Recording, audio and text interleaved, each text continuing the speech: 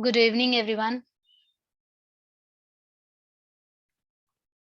Um, I hope you have revised last lecture, concepts of OP. Yes.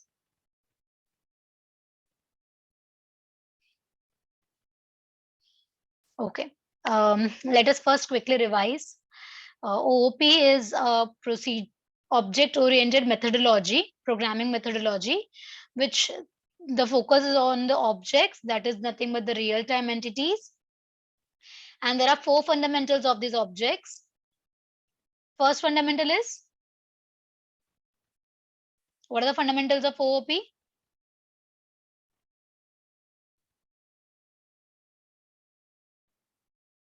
Yes. Abstraction, very good. Abstraction,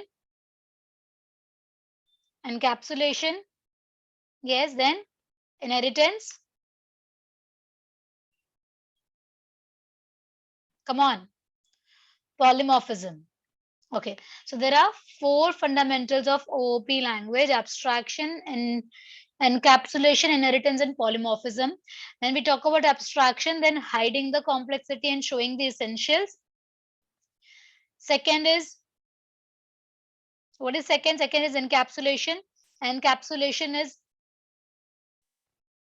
wrapping up of data and function into a single unit. Inheritance is not scope resolution operator, Jay. Scope resolution operator is an operator which is used to bind your member functions and a class where we defined externally defined function. Okay, but encapsulation is wrapping up of data and function into a single unit, that is your class. Okay, then we have third is inheritance, acquiring properties from your parent entity. And fourth is polymorphism. Poly means many and morph is form. Different forms have behaving differently in different situation is a polymorphism. Okay, moving ahead with today's topic. Um, we have also seen class and object. So to acquire all these four conceptual things into a programming, we make use of class and an object. Okay. So what is a class? It's a keyword which helps us to um, create a user defined data type. And in this data type, we can write our member variables and member methods, member functions. Yes. Okay. Any query in classes and objects? Okay. um, we create object of this user defined class. If we want to make use of this user defined class, हम उसका object create करते हैं. So a class becomes a blueprint of an object, and without a class we cannot create an object. Okay. Now with this class and object का thing, we have seen that we achieved abstraction and encapsulation. जैसे ही हम एक class बनाते हैं तो हम encapsulation कर लेते हैं, क्योंकि डेटा और फंक्शन को एक सिंगल यूनिट में हमने पैक कर दिया, तो वो हमारा क्लास हो गया। ठीक है। अब जब हम ऑब्जेक्ट बनाते हैं, डॉट ऑपरेटर यूज करते हैं, object name dot your method name, तो हमें सिर्फ मेथड का नाम पता है, उसके अंदर क्या लिखना है वो किसी दूसरे यूजर ने भी किया होगा, then that is okay, it is nothing but your abstraction. Complex part हमने हाइड कर दिया यहाँ पर। ओके, सो ये दो फंडामेंटल्स हमने देख लिए when we saw one simple example of class and object. Clear है? Yes guys?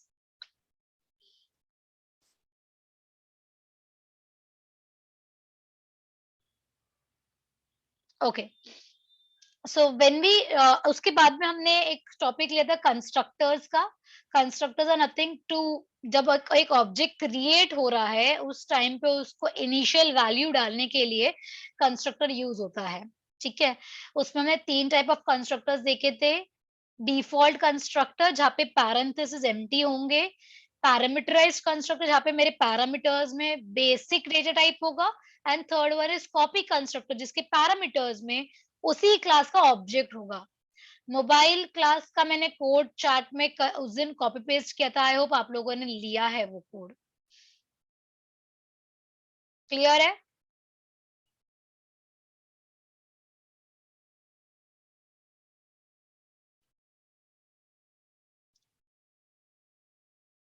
ओके, हम आज के न्यू टॉपिक पे जाते हैं।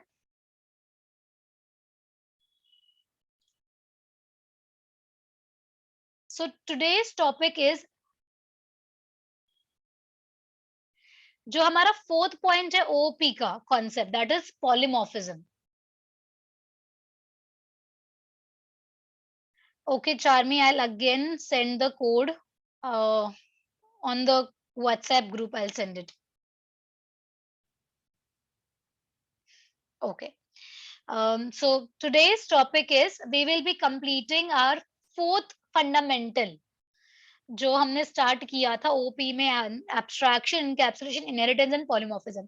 तो सबसे पहले we are starting with polymorphism. For today, we will be starting with polymorphism.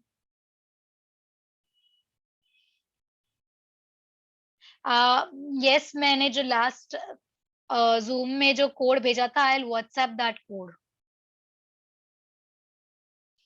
I am starting with today's new topic. आज का टॉपिक है polymorphism. Okay, now what do you mean bye polymorphism? Poly मतलब many होता है, morph यानी कि different forms होते हैं। एक सिंगल एंटिटी को, एक सिंगल एंटिटी हम उसको मल्टीपल तरीके से यूज कर सकते हैं, एंड वो हर एक तरीका डिफरेंटली डिफरेंट बिहेवियर में बिहेव करेगा, डिफरेंट सिचुएशन में बिहेव करेगा। ठीक है, one single entity behaving differently in different situation is nothing but our polymorphism का डेफिनेशन। ना पॉलीमॉर्फिज्म ना दो पार्ट में डिवाइडेड है। Okay, one is static and the other one is dynamic. Okay, how many parts? Polymorphism is divided into how many parts? Two parts, static and dynamic. Okay, so when we talk about static, तो यहाँ पे हमारा word आता है overloading. Static पे हमारा word कौन सा आता है? ओवरलोडिंग। तो सपोज अभी आप लोगों को आज CS1 का भी लेक्चर है, अज्यूम करो कि इसके बाद आपको CS2 भी पढ़ना है, and then there is another lecture today. Then one, आप स्टूडेंट एक हो, but you are overloaded with so many activities, right? So लेकिन आप CS1 के क्लास में CS ही सब्जेक्ट पढ़ोगे, right? Physics and maths, chemistry कुछ और नहीं पढ़ोगे। So you are behaving, one student is behaving differently in different situation. So real world example भी हम देखने जाए तो एक एंटिटी स्टूडेंट, वो भी हर एक सिचुएशन में अलग अलग तरीके से बिहेव करता है। यस और नो?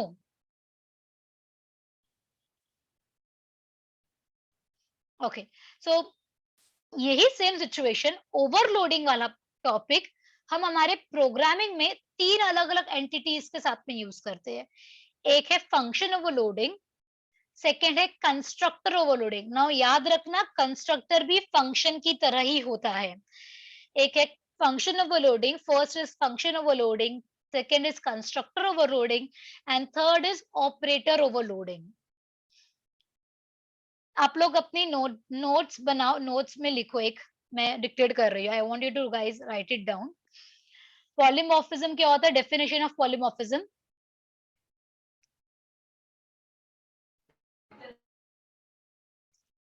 बुक, पेपर, पेन कुछ लेके बैठे हो या नहीं? Okay, so quickly, first point, right? Polymorphism. Poly means many and morph is different forms.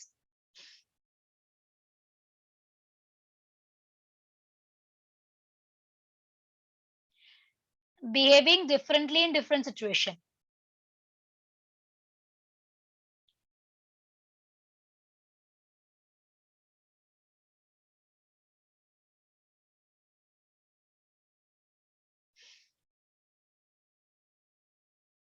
Polymorphism दो पार्ट में डिवाइडेड है।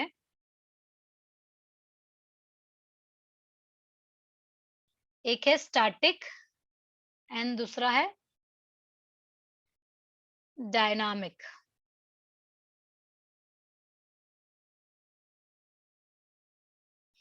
In static we have word overloading, and dynamic में हमारे पास वर्ड है overriding. स्क्रीन दिख रहा है जो मैं व्हाइट बोर्ड जो दिखा रही हूँ? Is that visible?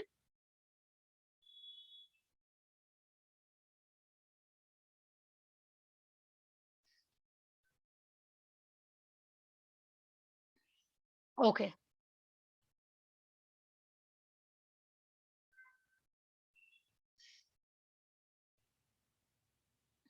Just a second.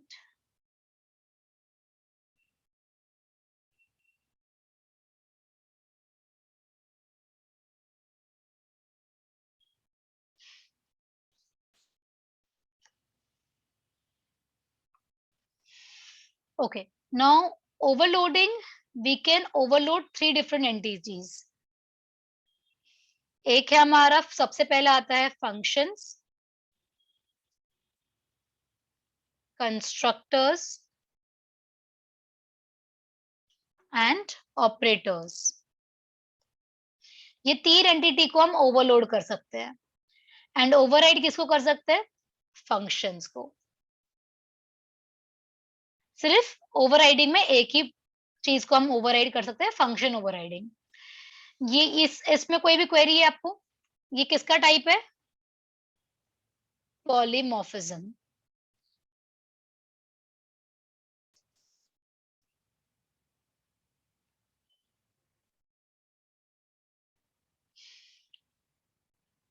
कोई क्वेरी है गाइस यहाँ पे? क्लियर, आगे बढ़े हम। Okay, now when we talk about function overloading, हमारे प्रोग्राम में, पूरे प्रोग्राम में, जो आपका हैश इंक्लूड से स्टार्ट करते हुए वॉइड मेन कंप्लीट करने तक, अगर मेरे एक पूरे प्रोग्राम में एक फंक्शन नेम है, same function name but different उसका डेफिनेशन दिया है मैंने, मल्टीपल टाइम्स एक ही function name multiple function declare किया है मैंने, डिफाइन किया है, ठीक है। लेकिन अगर सपोज मेरा फंक्शन नेम है programming, function name is programming, मैं उसको 3 बार डिफाइन कर रही हूँ, programming function, programming function, program, but उसके राउंड ब्रैकेट में जो पैरामीटर्स डाले हैं वो तीनों में अलग अलग है, तो मैंने मेरे फंक्शन को ओवरलोड कर दिया, मल्टीपल चीजें परफॉर्म कर रहा है वो, ठीक है। I'm again repeating, function overloading क्या होता है? When a function having same name and but different parameters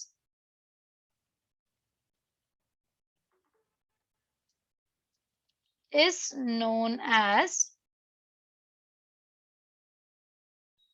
function overloading. Clear है ये लाइन?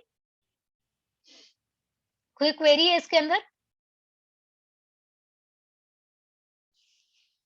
ओके, सो अब ये डिफरेंट पैरामीटर्स का मतलब क्या हुआ? Can anyone explain me that?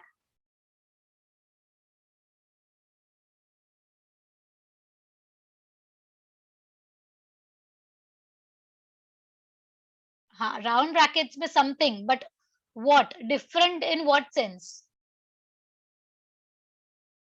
Very good, Dev. Different parameters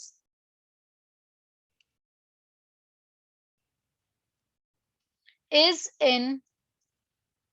with reference to number and type of parameter.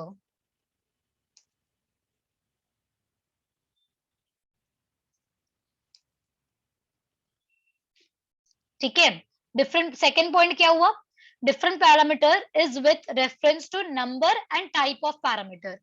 या तो मेरे राउंड ब्रैकेट्स में अगर सपोज फर्स्ट फंक्शन डेफिनेशन में एक पैरामीटर है of data type int, integer data type का 1 parameter, तो सेकंड में आप ऐसा नहीं कि इंटीजर नहीं यूज कर सकते, you can use integer, but then there has to be more than 1 parameter. Why? Because 1 parameters वो यूज्ड प्रीवियसली, सो आपने 2 पैरामीटर्स रखे। थर्ड में आपको सपोज 2 पैरामीटर चाहिए, लेकिन आप डेटा टाइप चेंज कर दो, फ्लोट डेटा टाइप कर दो, तो ही आप फंक्शन को ओवरलोड कर पाओगे, ये उसका रेस्ट्रिक्शन है। रेस्ट्रिक्शन क्या है? आपका नंबर एंड टाइप अलग होना चाहिए, same number of parameters in same data type नहीं हो सकता। क्लियर है? Now my very very basic question, जब मेरा फंक्शन नेम सेम है तो मेरे कंपाइलर को कैसे पता चलेगा कौन सा फंक्शन यूज करना है, कॉल करना है? Yes, Nikhil. when the function name is same, how will my compiler come to know which function, when to invoke which function? Nope. सारे functions public रहेंगे मीत in this case because functions are supposed to be invoked after the class in void main. Very good, Sony.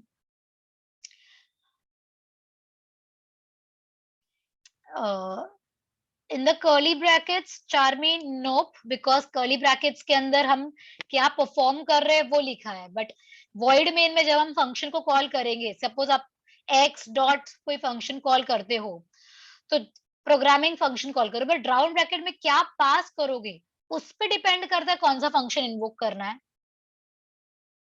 समझा?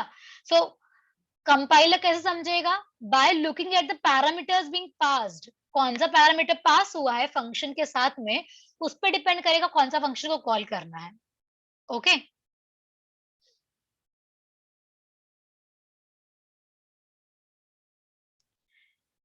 So this is ये दोनों function के parameters. नहीं तो वो आप नहीं रख सकते हो, आपको डेटा टाइप अगर सेम रखना है जय, then you have to change the number of parameters. So this is what the restriction is over function overloading gives us, कि या तो आपका number of parameters अलग होने चाहिए या तो data type अलग होनी चाहिए. अगर number of parameter 1 है तो दोनों की data type अलग होगी, number of parameters same है तो data type यानी and vice versa. Okay, clear है? Now ये पूरे जो 3 पॉइंट्स हमने देखे, हमने फर्स्ट पॉइंट देखा definition of function overloading, when a function having same name but different parameter is known as function overloading. Second, different parameters is with reference to number or type of parameter. Third, since the function name is same, which method, which function to be invoked depends upon the parameters being passed. ये जो theory है मैं आपके साथ में share कर दूंगी. कौन सा पैरामीटर्स पास करना है उसके ऊपर डिपेंड करता है, सॉरी कौन सा फंक्शन कॉल करना है वो डिपेंड करता है जिस पे पैरामीटर्स पास हुए हैं. ठीक है. नाउ फोर्थ, ये सब कुछ कंपाइल टाइम पे हो रहा है, सारा ये सारा जो भी थियोरी हमने पढ़ा है ये कंपाइलेशन में हो जाएगा. That is why it is known as compile time polymorphism, static polymorphism and compile time polymorphism. Clear है? Now let's move towards the program. Yes, guys.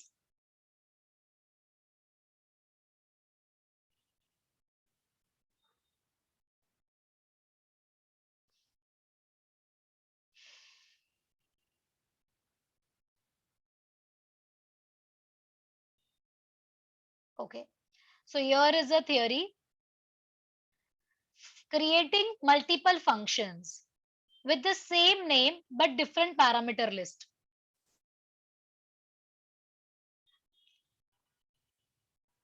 Okay. Different parameters list can be with reference to number of parameters or type of parameter. Number या तो type, ये दोनों में से कोई भी एक definitely अलग होना चाहिए. Since the function name is same, मेरे सारे function name same है तो कौन सा invoke करना है? Which function to be invoked depends upon the parameters and the type of parameter. जो भी हम पास करेंगे उस पर डिपेंड करता है. ठीक है. This is known as what? This is known as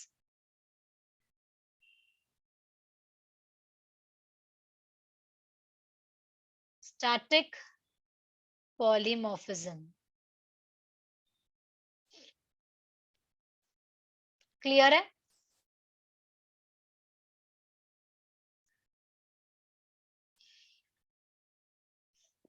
Now this is the code wherein हमने hash include से start किया है, math.h की जरूरत नहीं है. I have created a function name area. 3 bar function name area use किया है. फर्स्ट टाइम हम रेडियस ले रहे हैं यूजर से और रिटर्न कर रहे हैं area of a circle. Second time हमने फ्लोट डेटा टाइप लिया है same length and breadth rectangle के लिए. And the third time is integer because मेरा पैरामीटर सिंगल पैरामीटर था. This was float, this can not be float again, so I have used integer over here. because my return type is float everywhere. Okay, return type does not matter. If I want to change it to int, I can do that. So here I can directly return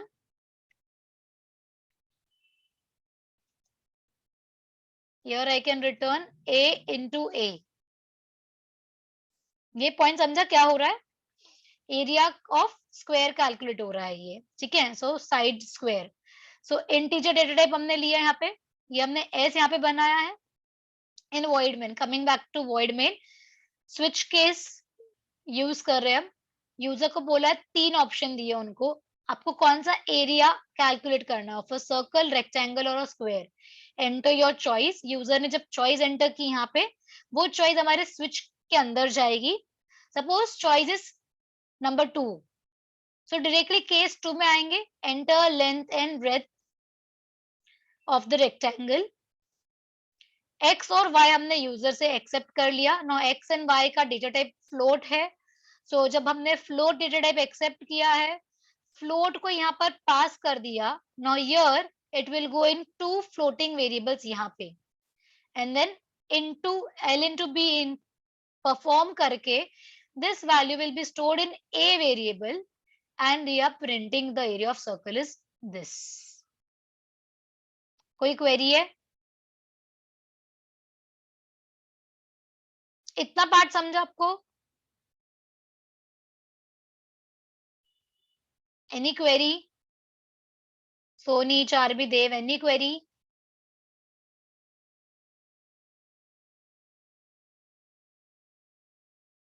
बाकी लोग है class में या सिर्फ चालू करके गए हैं फॉर अटेंडेंस?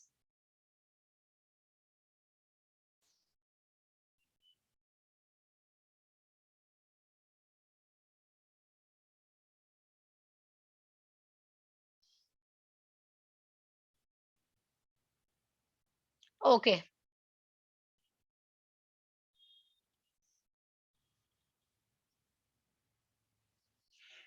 ठीक है. सो जैसे ही अभी जो भी फंक्शन इन्वोक होगा, जो पैरामीटर पास हुआ है अभी, now my parameter over here is s which is of integer data type. तो ये इंट पास किया, तो ये इंट वाला ही फंक्शन कॉल करेगा व्हिच इज फॉर स्क्वायर. अब सिंस मैंने यहाँ पे इंटीजर कर दिया है, so I will remove this and मैं क्या करूंगी, s में ही वैल्यू ले लूंगी.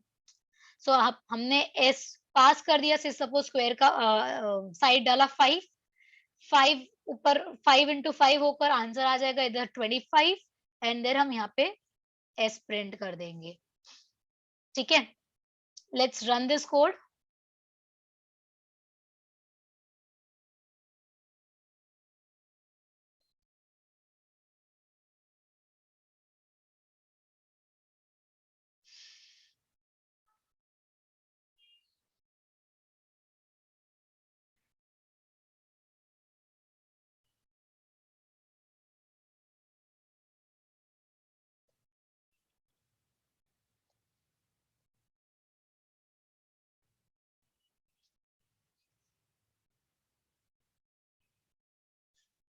So let's say area of square calculate करना है. 5 डाला, आ गया वैल्यू. अगर सपोज मुझे यही चीज रिपीटेटिवली करना होता तो क्या करते हम लोग, जो यूजर ने डाला ये वाला लाइन को बार बार मुझे पूछना है एरिया ऑफ सर्कल, क्वेश्चन पूछना. जैसे अभी मेरे को, अभी हमने एरिया ऑफ स्क्वायर किया है, राइट. मुझे वापस से पूछना था यूजर को कि और कौन सा एरिया कैलकुलेट करना है आपको. बट लूप कहाँ यूज करोगे?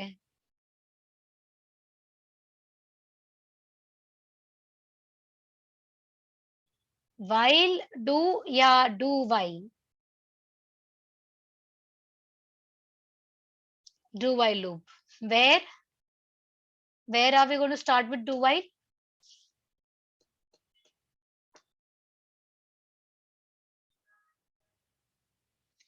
Not at the start but over here at line number 20, and while some condition we will put. यहाँ पे जो भी कंडीशन रहेगी वो ये रहेगी कि यूजर से जो चॉइस आने वाला है वो हमको एक एग्जिट बटन भी लेना पड़ेगा. press say 4 for exit. ठीक है? And here I'll use one more case.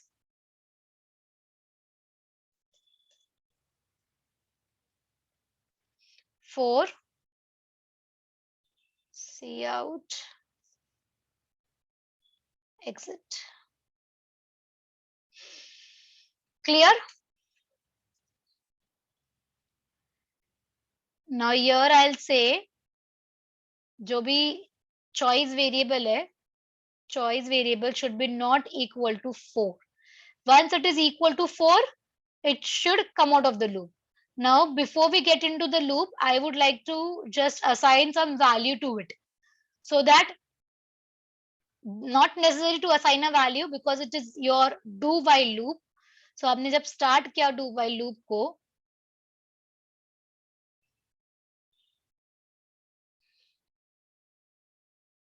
तो सबसे पहले हमने सी आउट में ले लिया वैल्यूज, चॉइस में वैल्यू आ गई हमारी, एंड देन हम ये पूरा स्विच केस लिख रहे हैं. Let's run this thing. से एरिया ऑफ रेक्टेंगल निकाला, ब्रेथ डाला 5, 3, 15.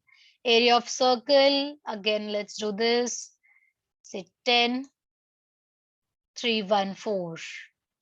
Now 4 exit. So अभी invalid choice भी print हुआ because I forgot to write break. Yes.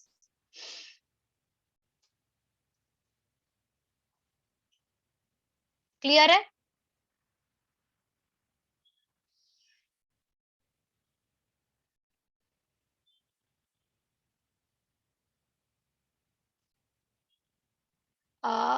Varun, I didn't get your question. What if we want to display only the other two choices as in?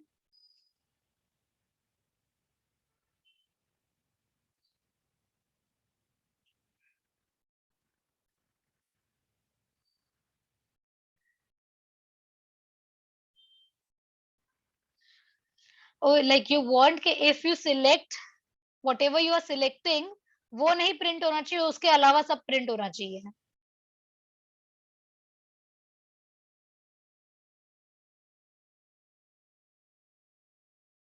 Not commenting. Commenting won't help you.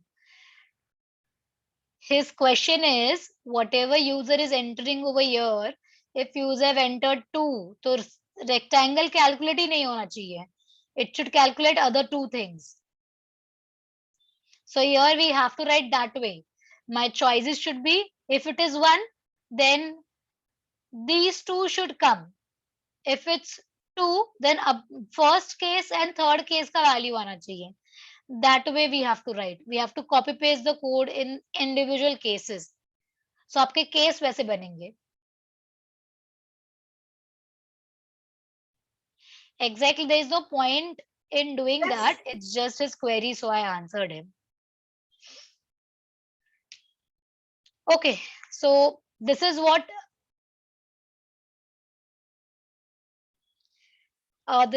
your function overloading is. Okay, कोई query है function overloading में? हम एक बार ही अपना ये देख लेते हैं theory फिर से. Multiple function with the same name but different parameters. Different parameter is with reference to number and type. Since the function name is same, depends on the parameters being passed, and it is known as static polymorphism. Okay, I'll share this PDF. उसी के अंदर आपको ये code लिख के भी भेज दूंगी मैं, मतलब वो मोबाइल वाला code. I'll write it down in this PDF. Okay, now the second type of overloading is, what is second type of overloading?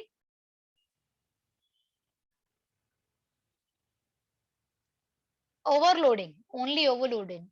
Second type of polymorphism नहीं, कंस्ट्रक्टर ओवरलोडिंग.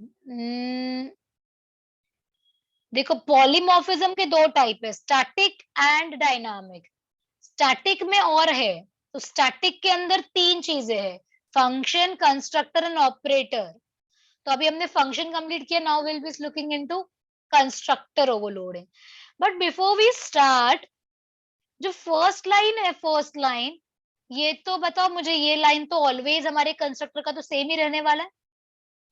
कंस्ट्रक्टर नेम और मेरा class name तो हमेशा same ही रहेगा, that is the speciality of it. So जब मेरे एक क्लास में मैं multiple constructors, what do you mean by multiple constructors ma'am? मैं तीनों टाइप के कंस्ट्रक्टर, डिफॉल्ट, पैरामीटराइज्ड, कॉपी, तीनों एक में लिख दूं, तो डोंट यू थिंक मैंने कंस्ट्रक्टर को ओवरलोड कर दिया?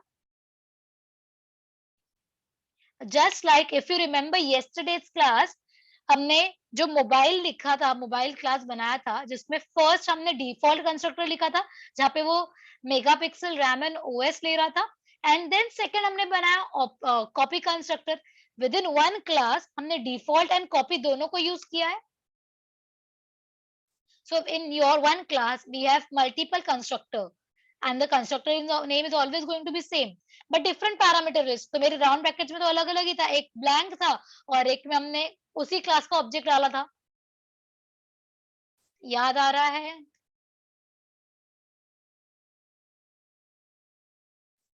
बाकी सभी को नहीं याद है?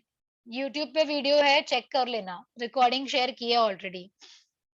कॉपी कंस्ट्रक्टर का कोड ध्यान से देखना, उसके अंदर हमने एक क्लास के अंदर दो टाइप के कंस्ट्रक्टर यूज किए, default as well as copy constructor. That is nothing but our constructor overloading.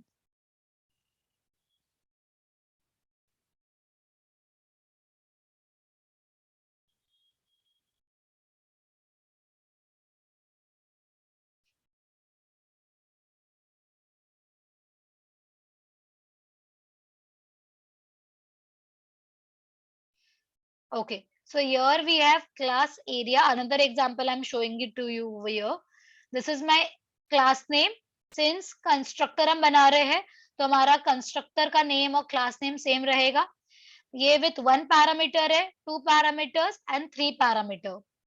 Same programme है। here instead of triangle, इतना ये चीज नहीं करना है कॉम्प्लिकेट, देन डेफिनेटली आप अपना स्क्वायर ले सकते हो। नहीं भी करना तो भी चल जाएगा। दो जैसी दो आप फंक्शन कंस्ट्रक्टर बनाओगे तो भी it is example of overloading. Clear है? Yes, we have completed two types of static polymorphism, function overloading and constructor overloading. Third type is operator overloading. Now operator overloading बहुत ध्यान से सुनना है हमें। ऑपरेटर्स क्या होते हैं?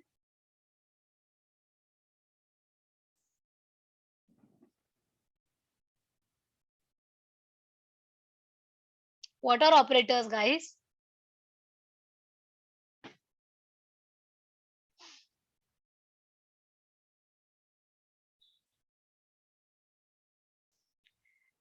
Which performs operations on variables or operands, right?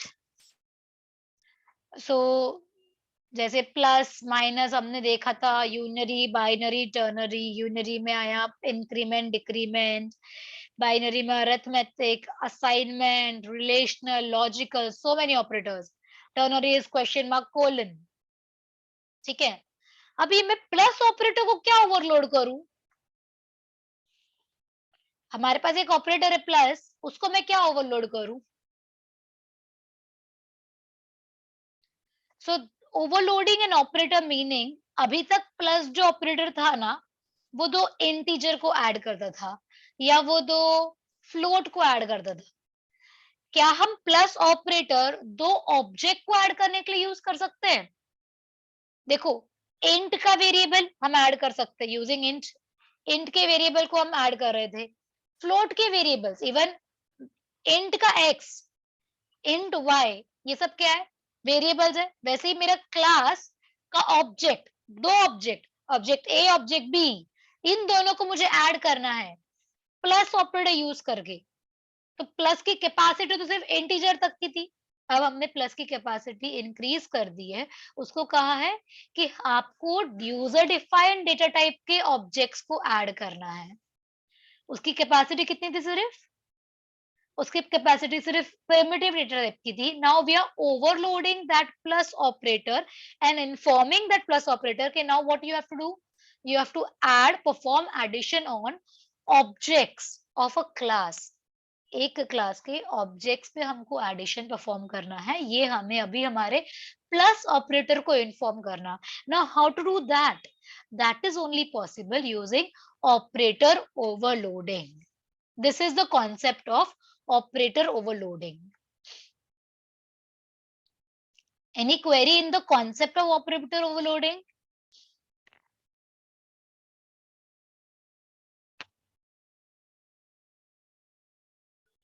Yes, guys.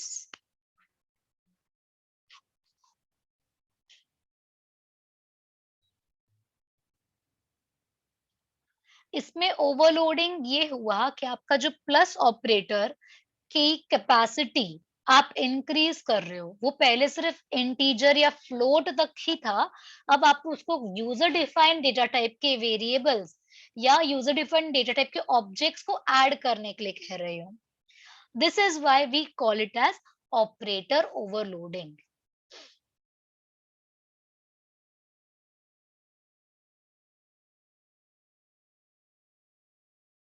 Any queries? Yes, अगर आपका डेटा टाइप स्ट्रिंग है तो पैरामीटर कॉन्कैटिनेशन हो जाएगा.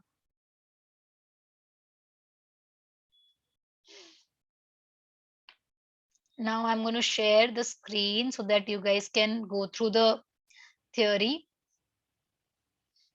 Okay, here we are. So very first line is very easy. उसने क्या कहा है फर्स्ट लाइन ने? किसी भी ऑपरेटर को एडिशनल टास्क देना in relation to a class. Class मतलब वापस ऑब्जेक्ट आ गया in relation to a class. तो उसको हम कहते हैं operator overloading. To define an additional task to an operator, to any operator. ठीक है. We must specify it what it means in the relation to a class. अब वो class में क्या प्लस ऑपरेटर क्लास के अंदर क्या रोल प्ले कर रहा है वो हमें बताना पड़ेगा ना. दैट प्लस ऑपरेटर क्लास के दो ऑब्जेक्ट को ऐड करेगा, राइट? तो वो हमें बताना पड़ेगा क्लास के अंदर. ठीक है. तो फर्स्ट लाइन क्लियर है. First definition is very important. First line बहुत इंपॉर्टेंट है. Operator overloading is a very important question board point of view से, एग्जाम पॉइंट ऑफ व्यू से. ठीक है. यहाँ पे कुछ भी चीज एमसीक्यू में आ सकती है. दे यहाँ पे जो भी पूरी थियोरी है ना, ये सारी थियोरी में से बहुत सारे आपको एमसीक्यू क्वेश्चन मिलेंगे इतने थियोरी में से. So be focused. So first line क्या है? जिस भी ऑपरेटर को हमें ओवरलोड करना है वो मेरे क्लास के साथ में क्या मीनिंग रखता है मुझे उसको इन्फॉर्म करना पड़ेगा क्लास को. ठीक है. ना ये कैसे करोगे? कोडिंग में कैसे करोगे? ये हो सकता है with a special function and known it as operator function. Function का नाम क्या है? Operator function. Now the general syntax है ये. आउटसाइड मैं यहाँ पे लिख देती हूँ. This is the syntax. Below syntax is for externally defined function. Since function है तो आप उसको इंटरनली या एक्सटर्नली डिफाइन कर सकते हो, है ना? तो हमने बिलो सिंटेक्स जो दिया है ये एक्सटर्नली डिफाइन के लिए दिया है. इंटरनली करना हो तो ये स्कोप रेजोल्यूशन ऑपरेटर नहीं आएगा. क्या आएगा? सिर्फ क्या आएगा?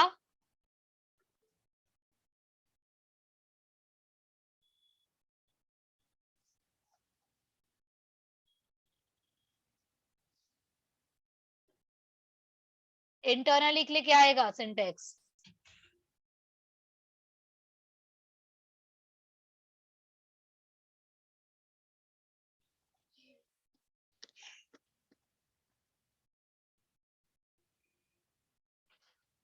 इंटरनली के लिए क्या आएगा?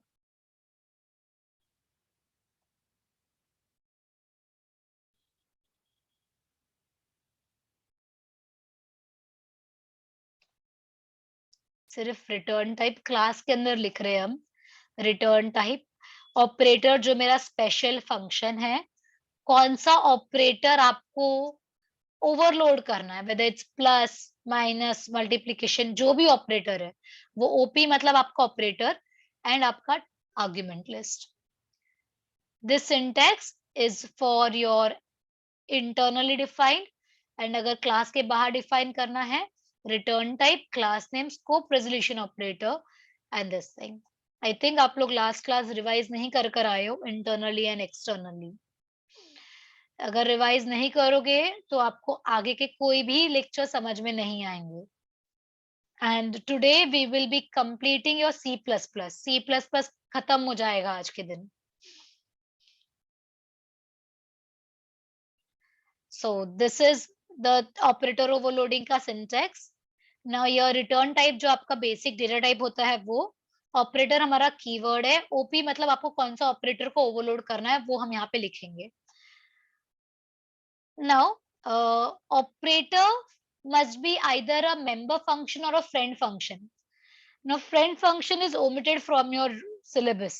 Delete हो गया है. मैं आपको PDF एक images है, I'll share that on the group कि क्या delete हुआ है.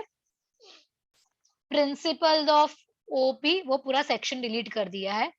बट लॉजिकली बिना प्रिंसिपल ऑफ ओपी पढ़ाए, जो मैंने लास्ट क्लास पढ़ाया था आपको, वो बिना पढ़ाए आपको पॉलीमॉर्फिज्म इनहेरिटेंस क्या होता है नहीं समझ में आएगा. So that is they have given self learning. They have told कि कॉलेज में नहीं पढ़ाएंगे बट और एग्जाम में भी नहीं आने वाला है, लेकिन आप सेल्फ लर्निंग करने के लिए, एग्जाम के लिए पढ़ने के लिए आपको ये पढ़ने के लिए वो आना जरूरी है. That is why I have done that thing. Okay. Principle of OOP theory में वो लोग नहीं पूछेंगे एमसीक्यू में, but do not trust on that words. Reason being उसके आगे के सारा पोर्शन जो है, कंस्ट्रक्टर्स, डिस्ट्रक्टर्स, ओवरलोडिंग, ये सब कुछ आपको उसी से रिलेटेड है, ओपी के कॉन्सेप्ट से रिलेटेड है.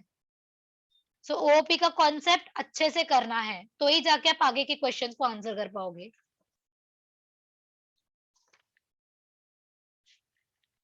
जो उन्होंने ओमिट किया है वो ये 77 पेज नंबर पे ही है. That's it.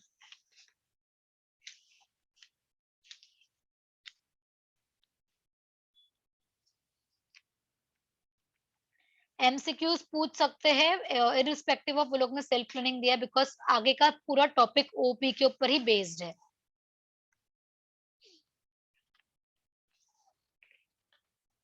Okay. Friend function क्या होता है, I explain you. As of now हम लोग ऑपरेटर ओवरलोडिंग का एक पार्ट कंप्लीट कर लेते हैं, फिर फ्रेंड फंक्शन वाला पार्ट देख लेंगे. ठीक है. सो यहाँ पे इन्होंने क्या कहा है, जो ऑपरेटर फंक्शन होता है ना, उसको आप क्लास का मेंबर भी बना सकते हो या तो क्लास का फ्रेंड बना सकते हो. अभी हमने फ्रेंड तो देखा नहीं है तो छोड़ दो. तो हम क्या फोकस करेंगे कि क्लास का मेंबर ही है वो. क्या फोकस करेंगे कि ऑपरेटर फंक्शन क्लास का मेंबर है. ठीक है. नो रूल्स, बहुत इंपॉर्टेंट है ये रूल्स, एमसीक्यू के लिए बहुत इंपॉर्टेंट रूल्स है. सबसे पहला रूल, आप खुद का कोई ऑपरेटर बना के ओवरलोड नहीं कर सकते. आप बना लोगे कोई ऑपरेटर एक्सक्लेमेशन कोलन, ऐसा कोई ऑपरेटर एग्जिस्ट करता है? नहीं करता. तो आप उसको ओवरलोड नहीं कर सकते हो. जो ऑपरेटर है, जितने हमने स्टडी किए, वो ही ओवरलोड हो सकते हैं. सेकेंड पॉइंट, अब प्लस का काम क्या है? प्लस का काम है एडिशन परफॉर्म करना. आप उसका बेसिक मीनिंग चेंज नहीं कर सकते. प्लस ऑपरेटर को आप मल्टीप्लाई नहीं कर सकते हो. समझ में आया? Second point is even after overloading, the basic meaning of the operator will remain same. आप उसको वैल्यूज को चेंज नहीं कर सकते हो.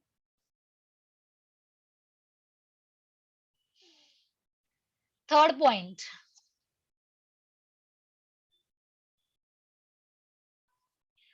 overloaded operators follow syntax similar to original operators. Now what does this line mean?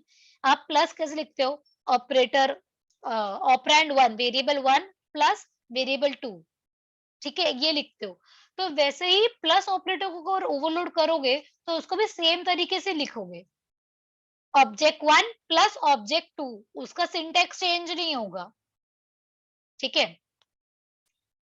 Now ये जो remaining points है ना, 4 पॉइंट ही बहुत इंपॉर्टेंट है, सारे ही बहुत इंपॉर्टेंट पॉइंट्स है, बट इनको तो स्पेसिफिकली स्टार मार्क कर सकते हो तुम, बिकॉज ये क्या बोल रहे हैं, जब हम यूनरी ऑपरेटर को ओवरलोड करेंगे तो राउंड ब्रैकेट में कितने पैरामीटर्स लगेंगे, एंड जब बाइनरी करोगे तो कितना लगेंगे, उसमें भी ये आप बोलोगे मैम यूनरी एंड बाइनरी तो 2 ही पॉइंट हुए ना, तो यहाँ पे तो ये खत्म हो जाना चाहिए था। तो ये 2 पॉइंट में क्या बताया है, यूनरी अगर मेंबर फंक्शन ऑपरेटर तो नो पैरामीटर्स, बाइनरी अगर मेंबर फंक्शन है तो 1 पैरामीटर, नॉगिन यूनरी अगर फ्रेंड फंक्शन है तो कितने parameter, and binary operator friend function में कितने parameter.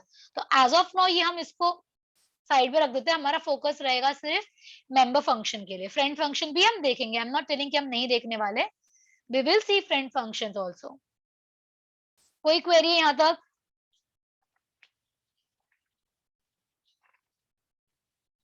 I need an answer, किसी को भी कोई क्वेरी नहीं है? ठीक है, फिर क्वेश्चन आंसर सेशन करते फिर थोड़ा बहुत।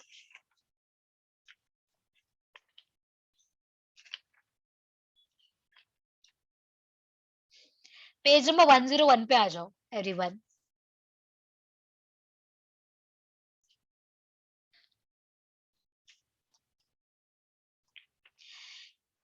Everyone page number 101। Okay, let's read it out, क्या लिखा है अपने नोट्स में, क्या लिखा है वो पढ़ते हैं, ठीक है। Operator overloading is an important feature of C plus plus. क्यों? क्यों ये इंपॉर्टेंट फीचर है? क्योंकि आपका एक कोई भी ऑपरेटर को स्पेशल मीनिंग दे रहा है। अब तक इंटीजर इंटीजर फ्लोट फ्लोट को ऐड कर सकते थे, अब मैं 2 ऑब्जेक्ट को ऐड कर सकती हूँ, किसकी वजह से? ऑपरेटर ओवरलोडिंग की वजह से, ठीक है। Now in C++, the user-defined data types can behave in much same way as built-in data types. जैसे int के 2 वेरिएबल को ऐड कर सकते हैं, वैसे ही क्लास के 2 ऑब्जेक्ट्स को ऐड कर सकते हो, वही लाइन लिखी है इसके अंदर। Then for instance, C++ permits us to add 2 variables of user-defined data type. जो मैंने बताया आपको सेम वही लिखा हुआ है यहाँ पे। This means that C++ is ability to provide operators with a special meaning for a data type. जो ऑब्जेक्ट जिस डेटा टाइप से है, क्लास डेटा टाइप से है ऑब्जेक्ट, उसको कुछ एडिशन करने के लिए हमने कुछ स्पेशल मीनिंग दिया ना प्लस ऑपरेटर को, ये वो कह रहा है। इस पूरे मैकेनिज्म को बोलते हैं ऑपरेटर ओवरलोडिंग। कोई क्वेरी है यहाँ पे इतने से पार्ट में?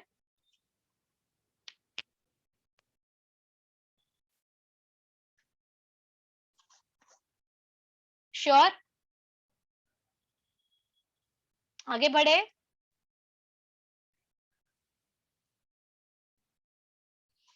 Okay, overloading stands for giving additional meaning to.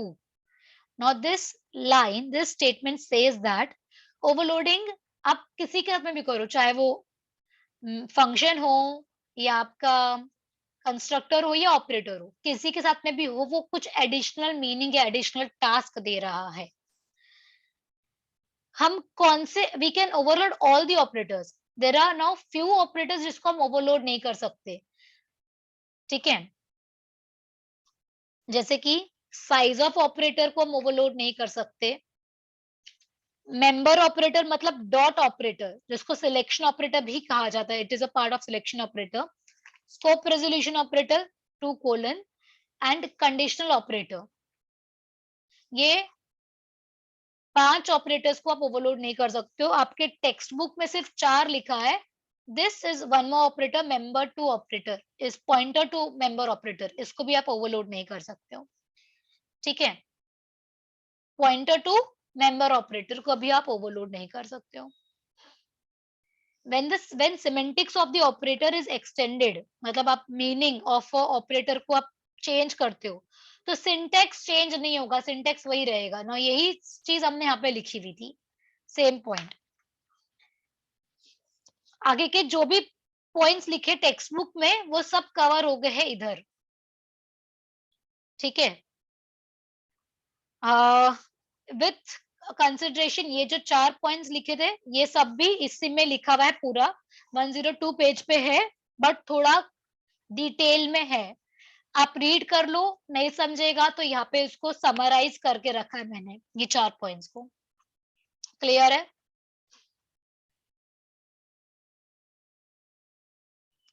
Clear है गाइस?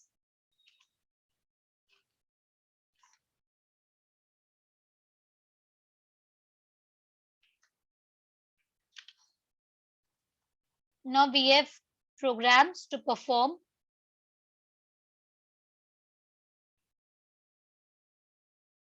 यही प्रोग्राम है, I guess. Yes, it is the same program जो पेज नंबर 103 पे है, ये वही प्रोग्राम है।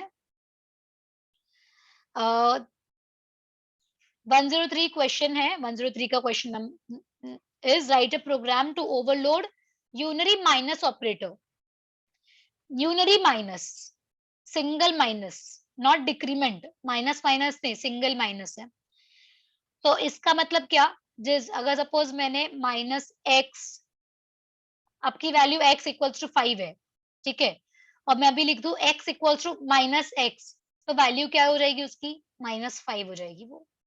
x equals to, x minus equal to x नहीं, if you are writing x minus equal to x तो 0 होगा, 5 minus 5 is 0, no, x equal to minus X. तो आप साइन चेंज कर रहे हो, पॉजिटिव टू नेगेटिव कर रहे हो, एंड नेगेटिव टू पॉजिटिव, हम साइन चेंज कर रहे हैं इधर, ठीक है?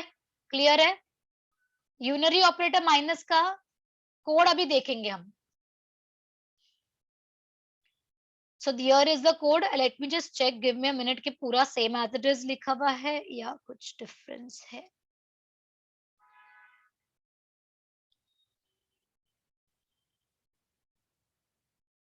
Okay, it's same. So हम अभी इसको रेफर करते हैं, हमारे वाले कोड को।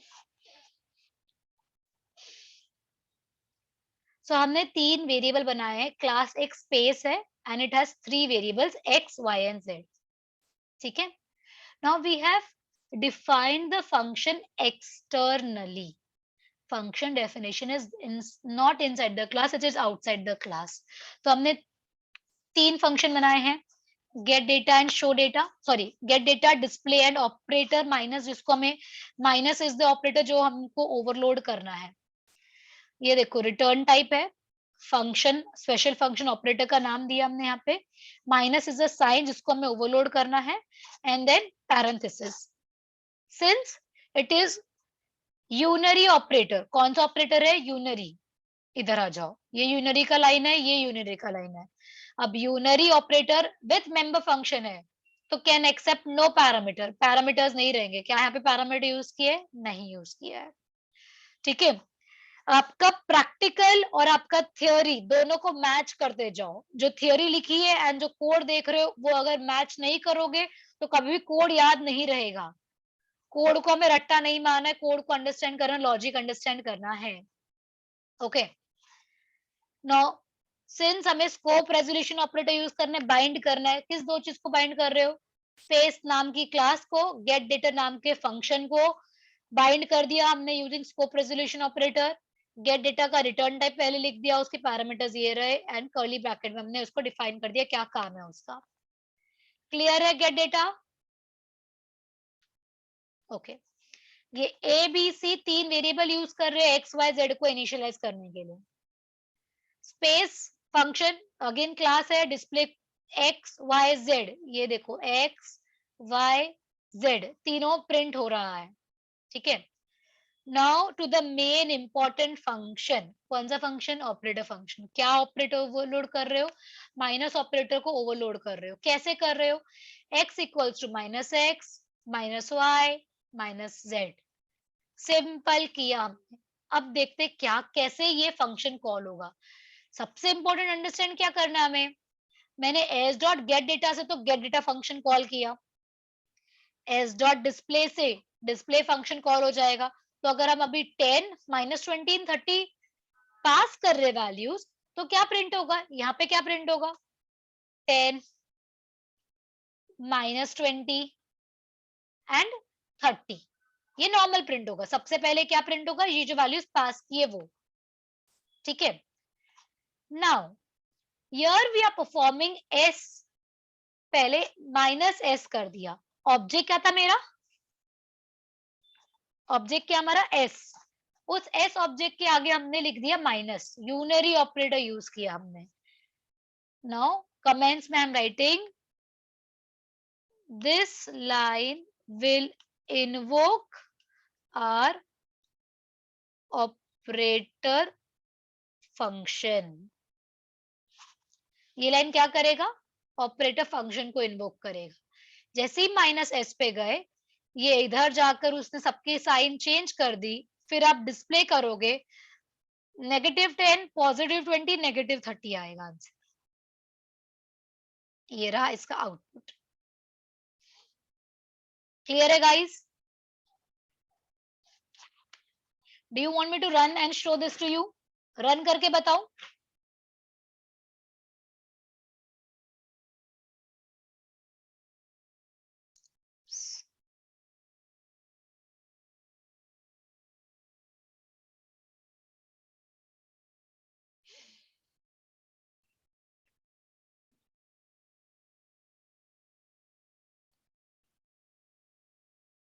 Save, let me just save this.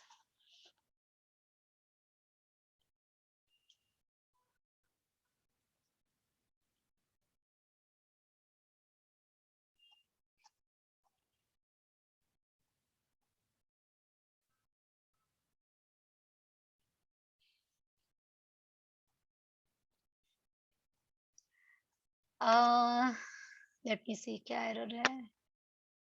2021. Okay.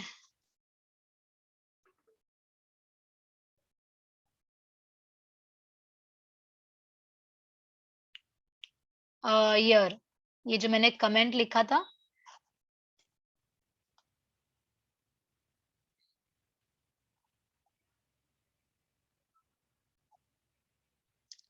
Since हमने वैल्यूज पास कर दी, तो फर्स्ट टाइम एस जब किया तो 10 -20 30 आया, and then second time -10 20 and -30.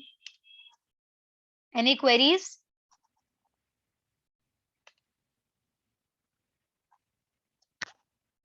Yes guys, everyone come on.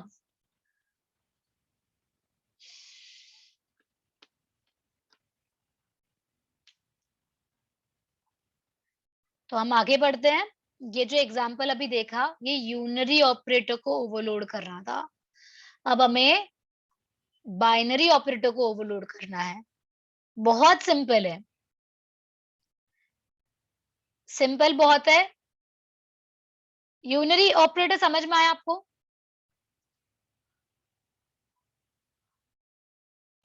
Plus plus minus minus के लिए भी नहीं, यूनरी ऑपरेटर ही है ना वो भी. तो अगर मैंने इसको यहाँ पे माइनस माइनस कर दिया, मैं आपको डिक्रीमेंट करके बताती हूँ Charmi. Look at this, minus minus किया मैंने, तो मैं इधर माइनस साइन कर दूंगी, 2 minus minus, and I will decrement this. सब कुछ डिक्रीमेंट करते जाएंगे हम. ठीक है, और अब मैं रन करती हूँ इसको.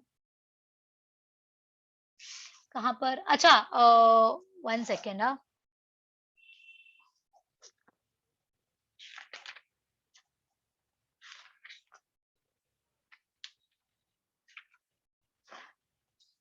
क्या मिस्टेक किया मैंने, ऊपर यहाँ पे माइनस सिंबल लिखा है. इसको फ्रेंड फंक्शन से किया तो आपको एक पैरामीटर लगेगा दर्शन. ये मैंने यूनरी माइनस को किया है Charmi. So unary minus minus that is decrement. तो हमने सबकी वैल्यूज डिक्रीमेंट कर दी इधर. यहाँ पे डिस्प्ले में आप यहाँ पे सिर्फ डिक्रीमेंट लिख सकते हो. ठीक है. And Darshan about friend function, I since I haven't taught you what is a friend function, मैं आपको ऑपरेटर ओवरलोडिंग में नहीं यहाँ पे कंफ्यूज करना चाहती हूँ. It is already a little complicated topic comparative to other topics, so I'm not introducing right now what is friend function. Okay, and if at all you know friend function, then in the notes notebook में, ये textbook में ही यहाँ पे आपको मिल जाएगा friend function के साथ में कोड, तो आप वो देख सकते हो. ठीक है. Now let's move towards 104 page number, problem 3.22, where we are overloading binary operator.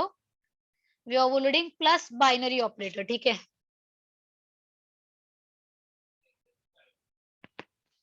Complex नाम का एक क्लास क्रिएट किया है। सबसे पहले डिफॉल्ट कंस्ट्रक्टर जिसके अंदर कुछ भी वैल्यूज नहीं है एंड टास्क भी नहीं हो रहा है।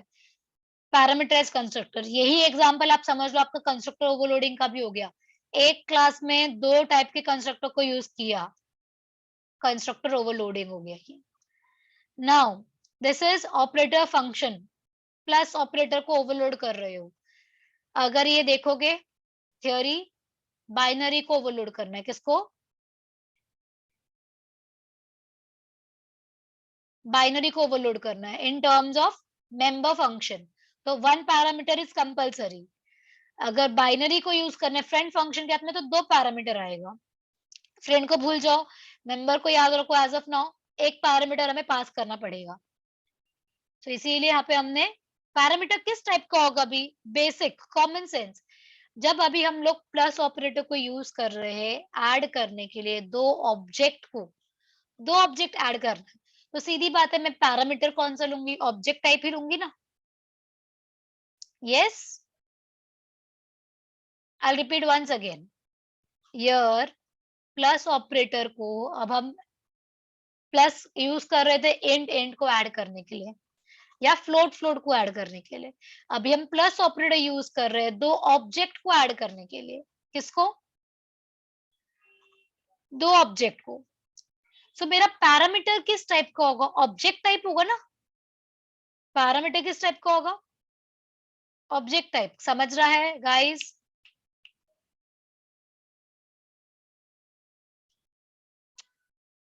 I need an answer, I am not going ahead. Object type होगा, ठीक है। सो इधर इसीलिए हमने एक ऑब्जेक्ट क्रिएट किया सी। Not I explain. ये डिस्प्ले तो बहुत इजी है, हम सिर्फ उसको कॉम्प्लेक्स नंबर के फॉर्मेट में हम प्रिंट कर रहे हैं।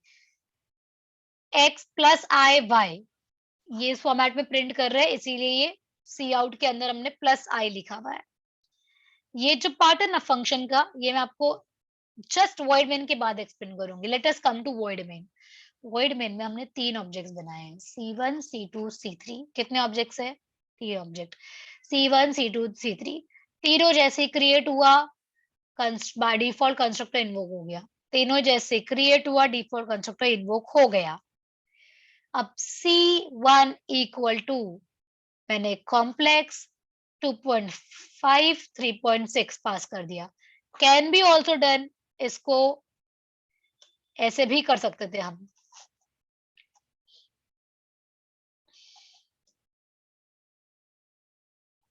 कॉम्प्लेक्स लिखा C1 राउंड ब्रैकेट में 2.5 comma 3.6।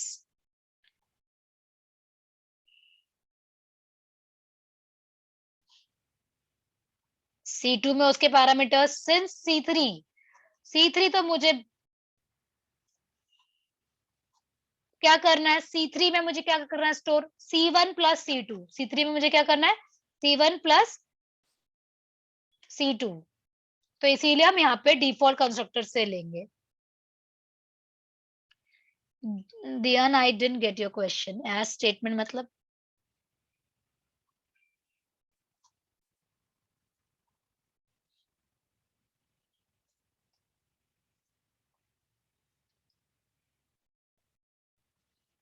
This is nothing but comment, multiple line comment.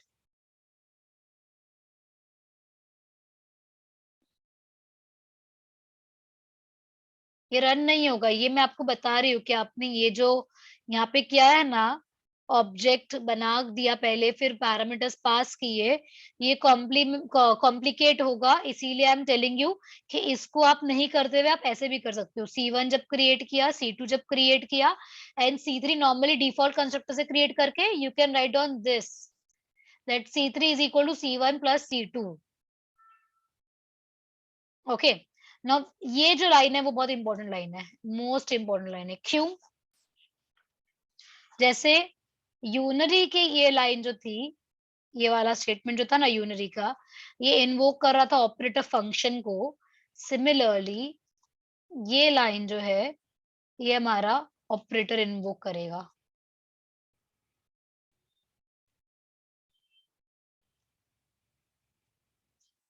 क्या हो रहा है इधर? ऑपरेटर फंक्शन इन्वोक हो रहा है। कोई मुझे बता सकता है कैसे क्या हो रहा है? थोड़ा बहुत आइडिया है इसके बारे में?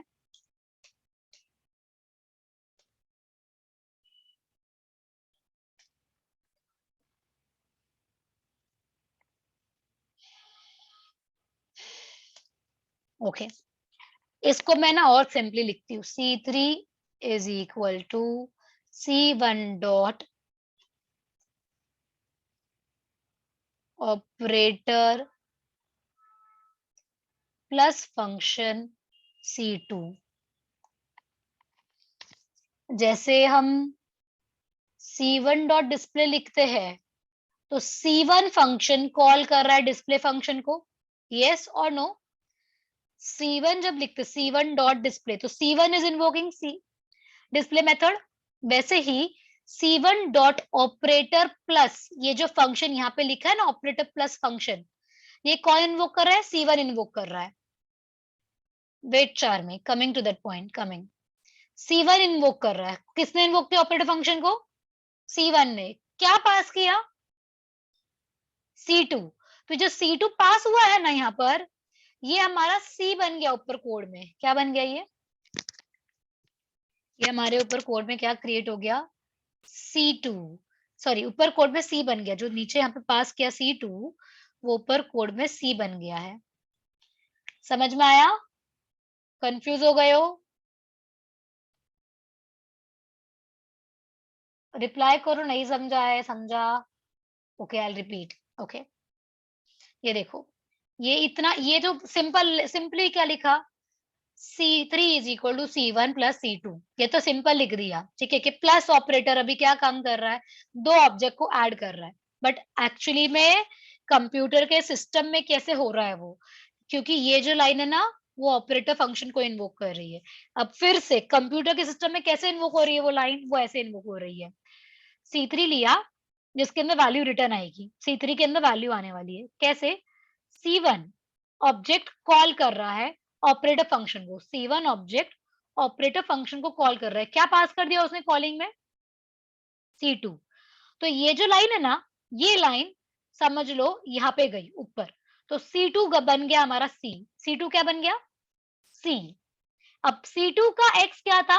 1.8। C2 का Y क्या है? 5.2। C2 का X है 1.8, C2 का Y है 5.2। अब और ये जो किसने कॉल किया? C1 ने कॉल किया था ना, तो C1 का तो बाय डिफॉल्ट यहाँ पे मिल जाएगा। ये जो X लिखा है,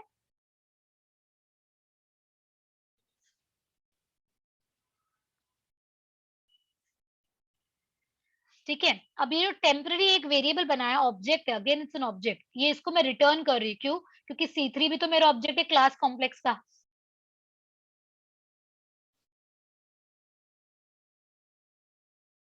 मीत, I am coming to your question, very good question.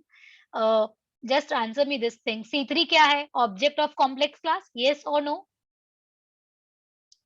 C3 क्या है? Object of complex class. मुझे इसके अंदर ऑब्जेक्ट के अंदर वैल्यू रिटर्न करनी है C1 प्लस C2 की, तो हमने इसीलिए रिटर्न टाइप क्या लिख दिया? कॉम्प्लेक्स। आप बोलोगे मैम इधर दो बार कॉम्प्लेक्स क्यों लिखा? क्योंकि एक तो मेरी रिटर्न टाइप है। पहला क्या है? Return type. फिर क्या है? Class name.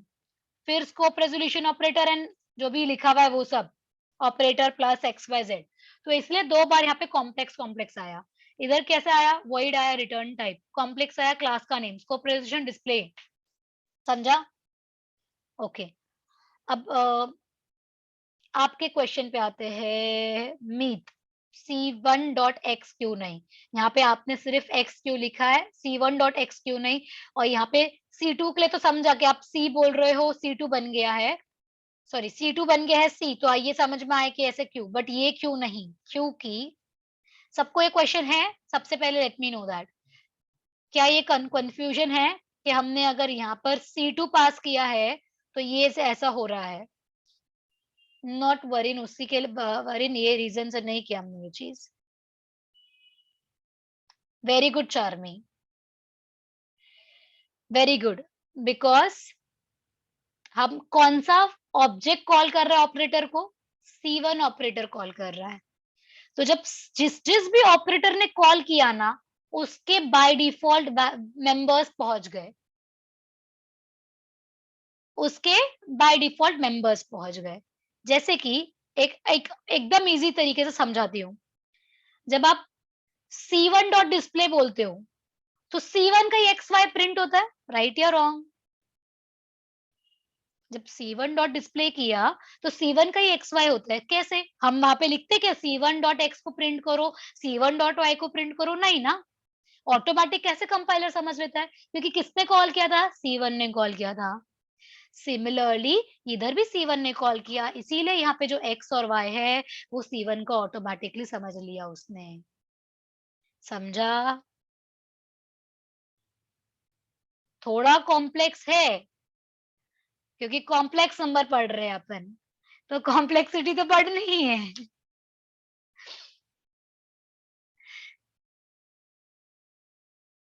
ठीक है। सो यहाँ पे आप टेम्पररी जो कॉम्प्लेक्स का ऑब्जेक्ट बनाया टेम्प, उसके अंदर temp dot x temp dot y हमने स्टोर किया, रिटर्न कर दिया टेम्प, ये वैल्यू जाके स्टोर हो गई हमारे C3 के अंदर, इधर C3 में ये वाली स्टोर हो गई। अब आप C1 डिस्प्ले कर रहे हो, C2 कर रहे हो एंड C3 कर रहे हो। आई run this code and I show you.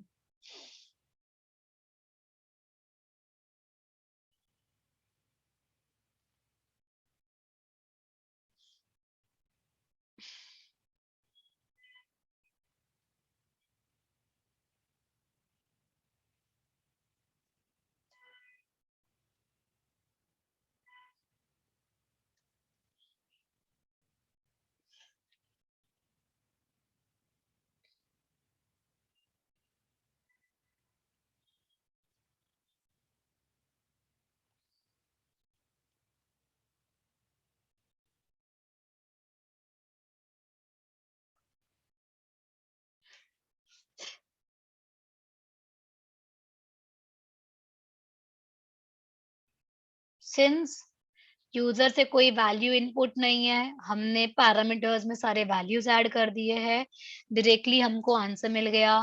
हमने पहला पास किया था 2.5 एंड 3.6, 1.8 एंड 5.2, इन दोनों का एडिशन हो गया, दोनों के x वैल्यूज का, दोनों के y वैल्यूज का। यहाँ पे a 13 होता है तो 3 ऊपर 1 गया तो 4.3, and this is y value का।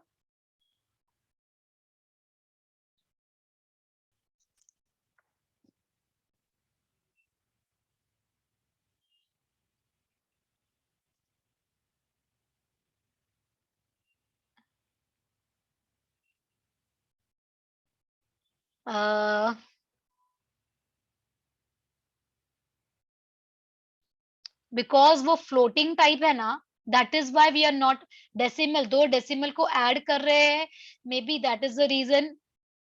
आई लेट यू नो, चेक करके मैं इसको दूसरे, I run this code in another compiler, और अगर सेम डिफरेंट अगर 8 आ गया आंसर, तो फिर ये टर्बो सी के कंपाइलर में there's some issue. If you guys have another compiler, then you can try it out. It depends on compiler to compiler also. Okay.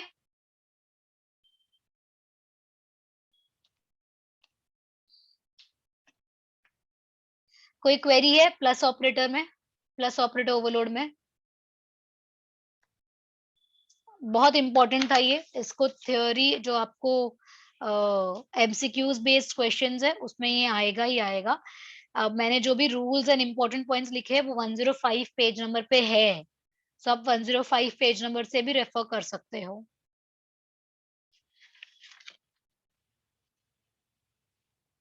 Not type conversion is not that important, so we are skipping that point. We will come towards 109 page number, inheritance. बहुत कम time है करने के लिए, बहुत ज्यादा चीजें हैं। Inheritance मतलब क्या होता है? What is inheritance?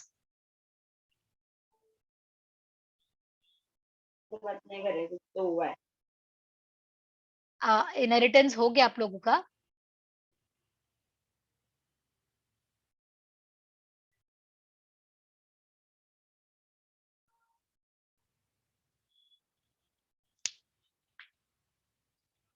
I thought someone just told, that is why I asked. Okay.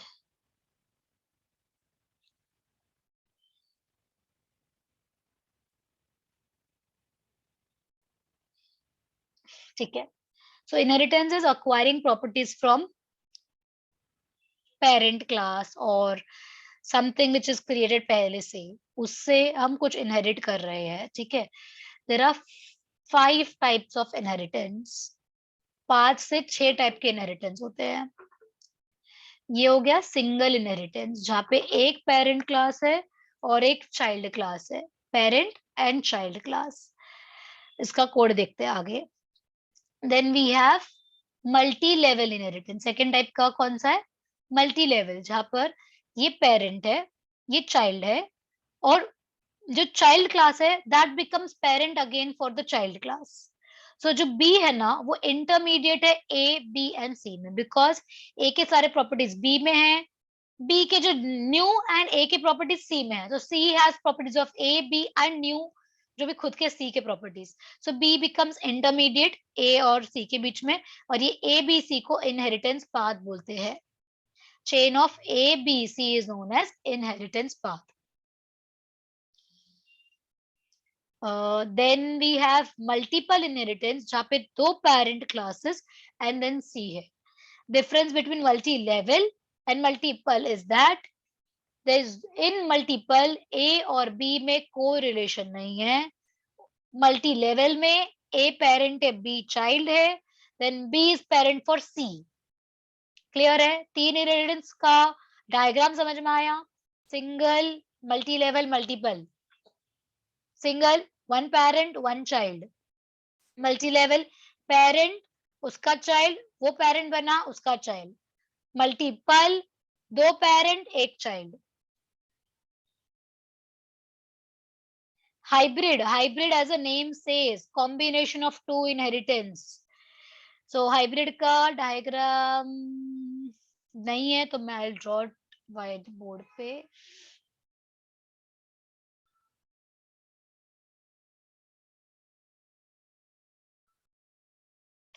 इसका आप लोग को स्क्रीनशॉट लेना है तो क्विकली ले लो ये वाला पॉलीमॉर्फिज्म का. We are done with static polymorphism. Dynamic हम इनहेरिटेंस टॉपिक के अंदर कंप्लीट करेंगे. वो इनहेरिटेंस के अंदर आता है dynamic.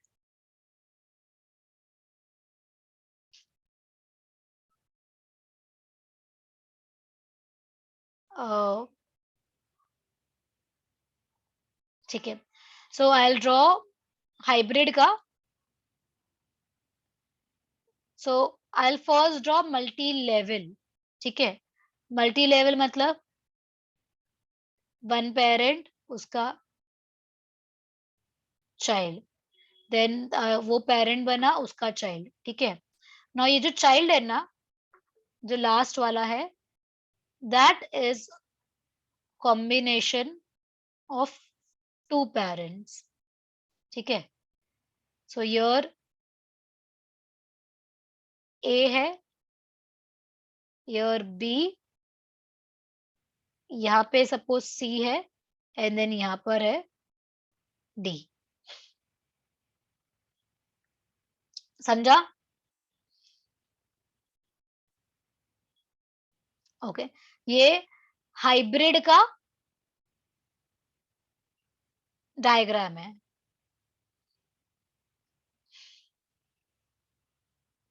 Hierarchical is one parent with multiple children. Now एक और मैं डायग्राम आपको बताती हूँ. Yes Rajveer, what's a question? A से सी भी एरो रहेगा? नो. हाँ वो आएगा, मैं वही बता रही हूँ. This is your hybrid. अब इस हाइब्रिड में अगर मैं सी को हाइड कर दूं तो A B C A B D मुझे क्या दिख रहा है? Multi level. अगर हम ए को हाइड कर दे तो बी सी डी हमें क्या दिख रहा है? बी सी डी हमें क्या दिख रहा है? Multiple. Very good. And now if I draw this thing,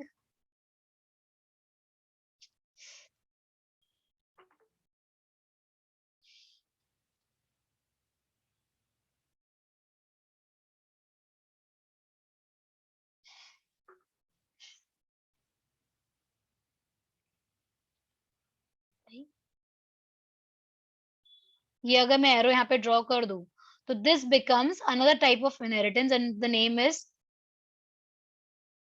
multi path inheritance. क्यों मल्टी पाथ कहा गया इसको, ये हाइब्रिड क्यों नहीं है? क्योंकि ए जो है क्लास, उसकी प्रॉपर्टीज डी में मल्टीपल पाथ से है, समझा? बी के पाथ से भी है, सी के पाथ से भी है, इसलिए इसको मल्टी पाथ कहा जाता है। ठीक है। नाउ जो भी वर्चुअल बेस क्लास है ना, ये जो वर्चुअल बेस क्लास वाला टॉपिक है, that is your multi path inheritance. हाँ, तो let me just refer once text book का। हाँ, तो ये जो टेक्स्ट बुक में लिखा गया है ना, this thing is your multi path inheritance. You can go with the text book also, जो इसको हाइब्रिड कहा गया, you can definitely go with this. But ये इसको जो भी वर्चुअल बेस क्लास जो है ना, वर्चुअल बेस क्लास का पूरा कॉन्सेप्ट वो ये मल्टीपाथ के ऊपर बेस्ड है। मैंने क्यों ये नेम इंट्रोड्यूस किया, ताकि आप लोग कंफ्यूज ना हो कि वर्चुअल बेस क्लास क्यों करना है। वो इसी के ये reason of virtual base class is this only, that A की जो प्रॉपर्टीज है ना, डी में मल्टीपल पाथ से गए हैं। ठीक है, क्लियर है? ओके, सो अभी हम सिंगल इनहेरिटेंस पे आ जाते हैं।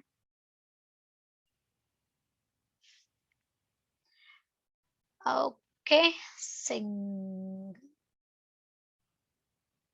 before actually getting into programs of inheritance, this is a very important table.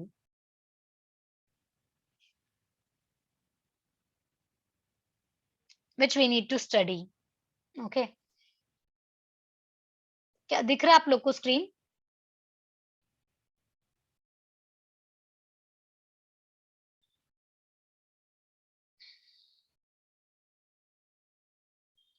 I think so, notes का नहीं दिख रहा होगा। Wait,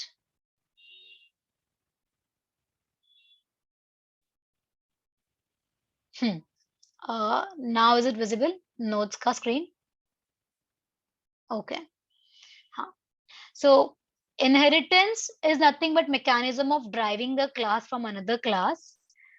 A class from which another class is derived. मतलब एक parent class होती है and then derived base class और child class होती है। तो जो parent class को हम base class भी बोल सकते हैं and child class को हम derived class बोलते हैं। ठीक है, parent को base class, child को derived class।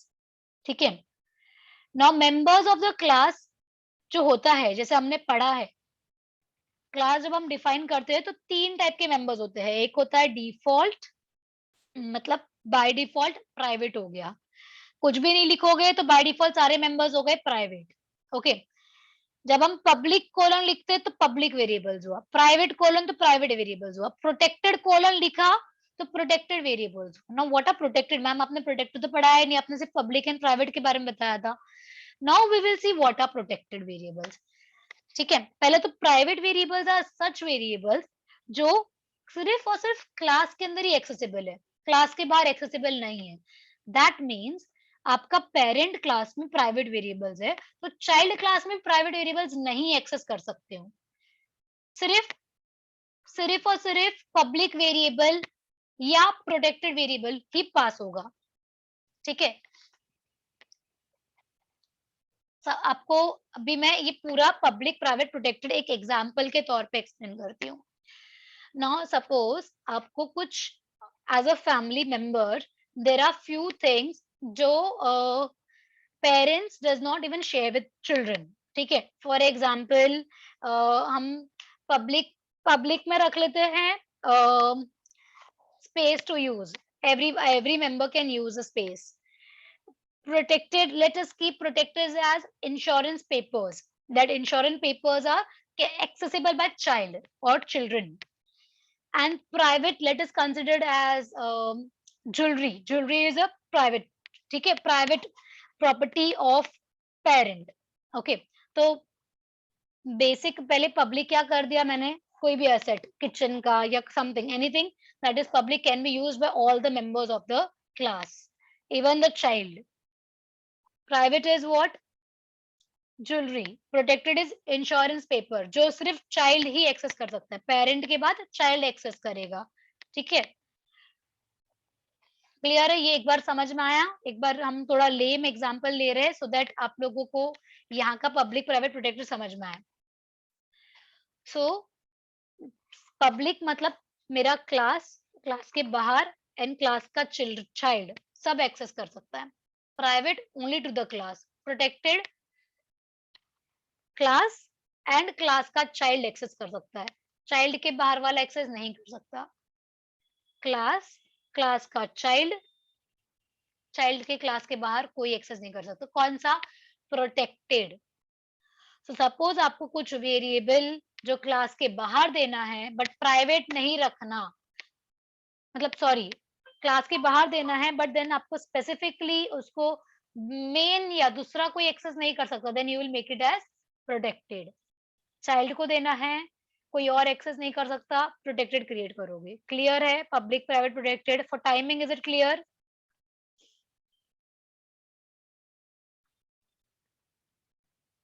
ओके, हम आगे बढ़ते हैं।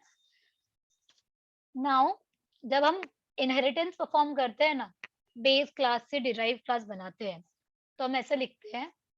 सपोज अभी आपकी एक क्लास है, क्लास डेटा है, नॉर्मल उसके अंदर हमने डेफिनेशन दे रखा है। अब मैं क्लास मल्टीप्लाई बना रही हूँ। नाउ दिस मल्टीप्लाई क्लास जो है ना, वो डेटा को पेरेंट बनाना चाहता है, तो हमने लिख दिया, ये कीवर्ड एक लिखा प्राइवेट, इसको थोड़ा थोड़ा देर के साइड में रखो, बट हमने क्या यूज किया? सिंगल कोलन यूज किया। सिंगल कोलन मतलब एक्सटेंड्स या inherits, class multiply inherits data class, data class को इनहेरिट करने की कोशिश कर रहा है। कोलन मतलब इनहेरिटिंग परफॉर्मेंस हो रही है, इनहेरिटेंस हो रहा है ना। यहाँ पे हम एक्सेस स्पेसिफायर लिख सकते हैं, पब्लिक लिख सकते हैं, प्राइवेट लिख सकते हैं, प्रोटेक्टेड लिख सकते हैं, कुछ भी लिख सकते हैं। ये तीनों एक्सेस स्पेसिफायर्स में से कोई भी आ सकता है, पब्लिक भी आ सकता है, प्राइवेट भी आ सकता है, प्रोटेक्टेड भी आ सकता है। ये क्लियर हुआ? यहाँ पे तीनों में से कोई भी आ सकता है। यस, क्लियर है? ओके, अब ये टेबल जो है ना वो बताएगा पब्लिक लिखने पे क्या होगा, प्राइवेट लिखने पे क्या होगा एंड प्रोटेक्टेड लिखने में क्या होगा। ये मेरे बेस क्लास के मेंबर्स है।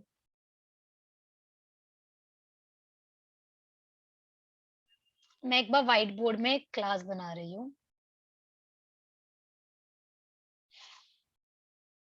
ठीक है,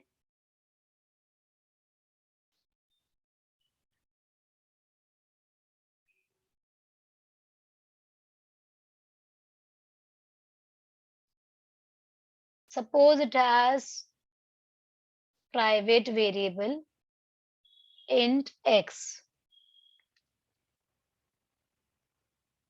protected variable int y and public variable int z.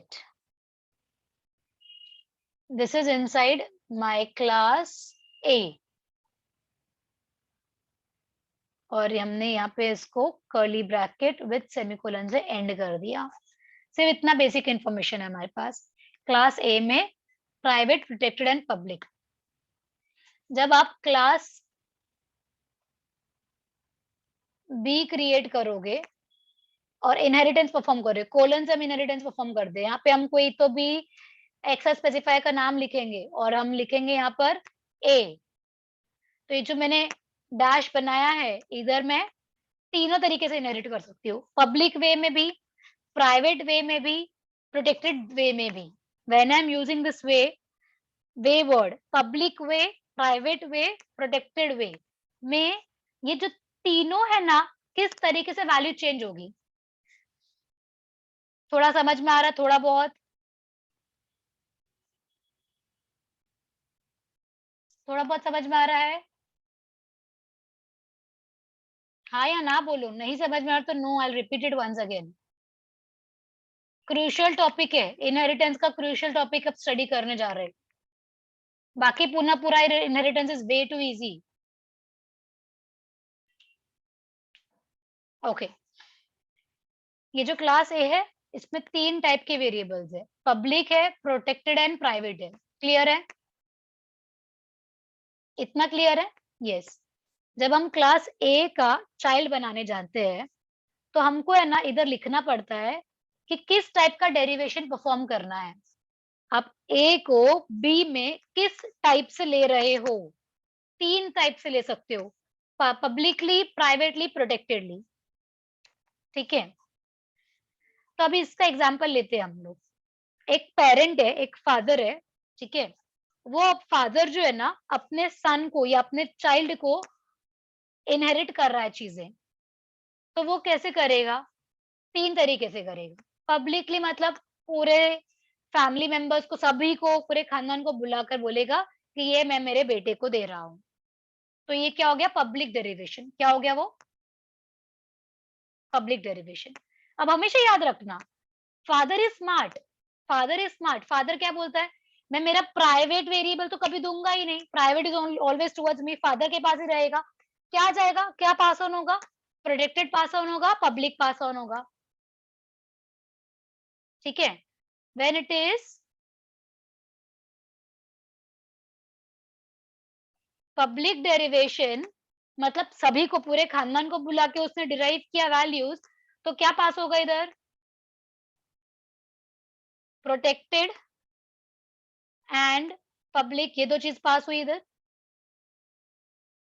Yes और नो? है ना? अब ये सेम चीज अगर जो फादर है ना उसने बोला कि मुझे है ना मेरे बेटे को देना है प्रॉपर्टी, मतलब अक्वायर करने देना है, but I want to keep it to only to my family. अपने ही 4 जनों के बीच में बता रहा हूं मैं। ठीक है, तो क्या होगा? जो प्रोटेक्टेड है ना वो तो प्रोटेक्टेड ही रहेगा, लेकिन पब्लिक भी इधर नीचे जाके प्रोटेक्टेड बन गया। Public will also become protected.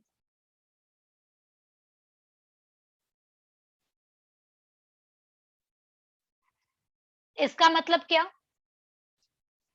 इस लाइन का मतलब क्या? कि जब बी क्लास का चाइल्ड क्लास बनता है ना, बी क्लास का चाइल्ड क्लास बनेगा, तो उसके चाइल्ड को y और z प्रोटेक्टेड वेरिएबल्स में दिखेगा, y एंड z प्रोटेक्टेड में दिखेगा, पब्लिक नहीं दिखेगा। ठीक है,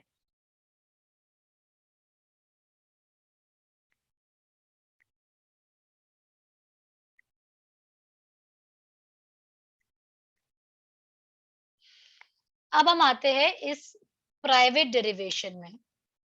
प्राइवेट डेरिवेशन में क्या होता है? बहुत सही चीज होती है प्राइवेट डेरिवेशन में। फादर ने बोला चाइल्ड को पर्सनली आकर, प्राइवेटली आके, कि these are the properties I am giving it to you, तो वो क्या हो जाएगा? Public will also become private. When it is public derivation तो जो जैसा है वैसे आया। When it is protected derivation, protected protected रहा, पब्लिक भी प्रोटेक्टेड बन गया। Private derivation, everything will become private, public will become private and protected will also become private। ठीक है, public and protected will become private। यही same चीज, ये आप हम इसको सेव कर लेते हैं। ठीक है,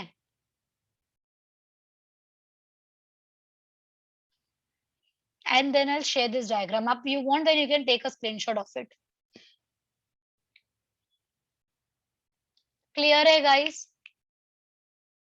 एवरीवन?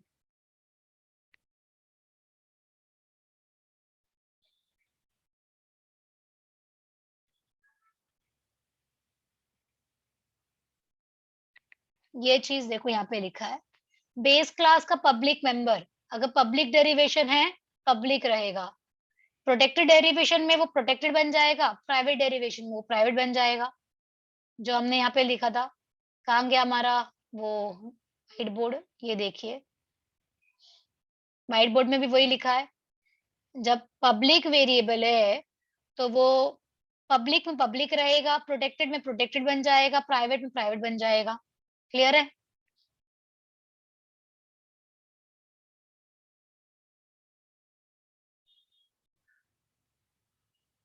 टेबल पे आ जाता है फिर से। प्रोटेक्टेड मेंबर्स में वो प्रोटेक्टेड प्रोटेक्टेड प्राइवेट हो गया।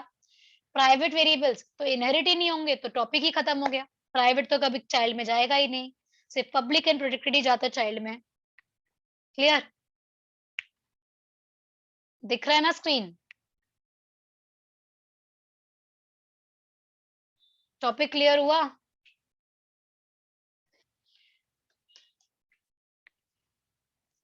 कोई क्वेरी है इनहेरिटेंस के थियोरी में?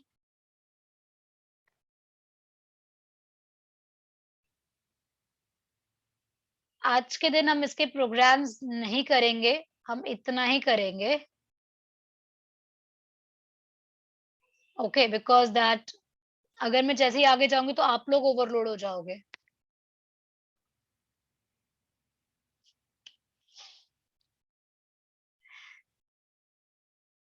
ओके, सो